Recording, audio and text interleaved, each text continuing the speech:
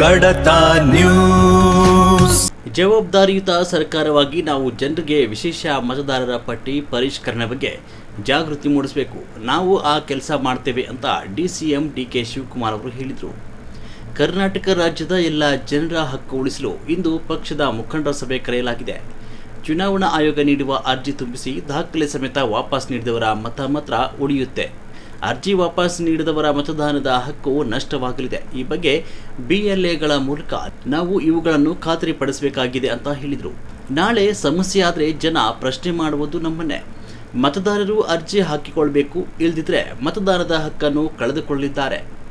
Congress, BJP ದಳ ಸೇರಿದಂತೆ ಎಲ್ಲ ಪಕ್ಷಗಳು ಬಿಎಲ್ಎಗಳಿಗೆ ತರಬೇತಿ ನೀಡ್ತಿವೆ. ನಮ್ಮಿಂದ ಹಾಗೂ ಸರ್ಕಾರದಿಂದ ಏನೂ ತೊಂದರೆಯಾಗಬಾರ್ದು, ಎಲ್ರಿಗೂ ನ್ಯಾಯ ಒದಗಿಸಿಕೊಡಬೇಕು ಎಂಬುದು ನನ್ನ ಆಶಯ.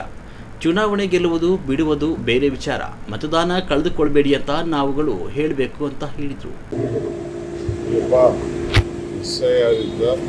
ದೇಶದಲ್ಲಿ ಬಹಳ ಅನಾಹುತ ಆಗ್ತಾ ಇದೆ.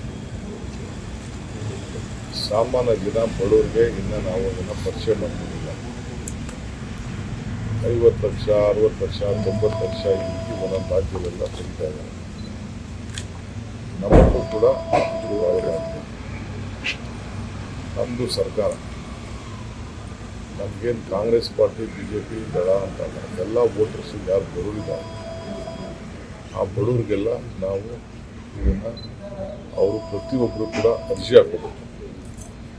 ಅರ್ಜಿ ಹಾಕೊಳ್ಳಿಲ್ಲ ಅಂತಂದರೆ ಅವರು ಮತದಾನದ ಹಕ್ಕನ್ನು ಕಳ್ಕೊಳ್ತಾರೆ. ಯಾವಾಗ ಮತದಾನದ ಹಕ್ಕನ್ನು ಕಳ್ಕೊಳ್ತಾರೆ ಅವ್ರಿಗೆ ಯಾವ ಥರದ ಬೆನಿಫಿಟ್ ಸಿಗೋದಿಲ್ಲ. ನಾಳೆ ಪೆನ್ಷನ್ ಇರ್ಬೋದು, 5 ಗ್ಯಾರಂಟಿ ಇರ್ಬೋದು, ಮನೆ ಇರ್ಬೋದು, ಸೈಟ್ ಇರ್ಬೋದು, ಜಮೀನು ಇರ್ಬೋದು, ಎಲ್ಲ ಕೂಡ ಅವರೆಲ್ಲ ಕಳ್ಕೊಳ್ತಾರೆ. ಸೊ ಈ ದೃಷ್ಟಿಯಿಂದ ಸರ್ಕಾರ ಅವ್ರಿಗೆಲ್ಲರೂ ಕೂಡ ಅವ್ರಿಗೇನೇನು ದಾಖಲೆ ಬೇಕು ಆ ದಾಖಲೆ ಎಲ್ಲ ಒದಗಿಸ್ಕೊಳ್ಬೇಕು. So as a responsible government ಈಗ ಕೇರಳಲ್ಲೆಲ್ಲ ಮಾಡಿದ್ದಾರೆ,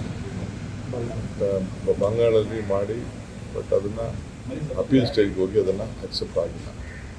ಕೆಲವರು ಮಾತ್ರ ವೋಟಿಂಗ್ ರೈಟ್ ಕೊಟ್ಟಿದ್ದಾರೆ.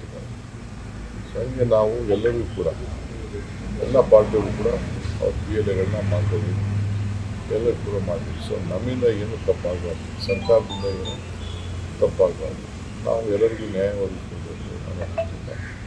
ಎಲೆಕ್ಷನ್ ಗೆಲ್ಲೋದು ಸೋಲೋದು ವೋಟ್ ಹಾಕೋದು ಅದೆಲ್ಲ ಬೇರೆ ವಿಚಾರ. ಅವ್ರು ಯಾರಿಗೂ ಕೂಡ ನಮ್ಮ ಜವಾಬ್ದಾರಿ ಮತದಾನ ಹಕ್ಕನ್ನು ಕಳ್ಕೊಳ್ಬೇಡಿ. ಪಾಪ ಹಳ್ಳಿ ಜನಕ್ಕೆ ಏನು ಗೊತ್ತಿರ್ತದೆ, ಎಲ್ಲೋ ಏನೋ ಕೆಲಸ ಮಾಡ್ತಾ ಇರ್ತಾರೆ. ಈಗೆಲ್ಲ ಗುಳೆ ಹೋಗಿದ್ದಾರೆ, ಗೋವಾಗೆ ಹೋಗಿದ್ದಾರೆ, ಮುಂಬೈಗೆ ಹೋಗಿದ್ದಾರೆ, ಬೆಂಗಳೂರಿಗೆ ಬಂದಿದ್ದಾರೆ, ಎಲ್ಲ ಕಡೆ ಹೋಗಿದ್ದಾರೆ. ಅವರು ಎನ್ಯುಮಿನೇಷನ್ ಫಾರ್ಮ್ಗೆ ಸೈನ್ ಹಾಕಲಿಲ್ಲ ಅಂತ.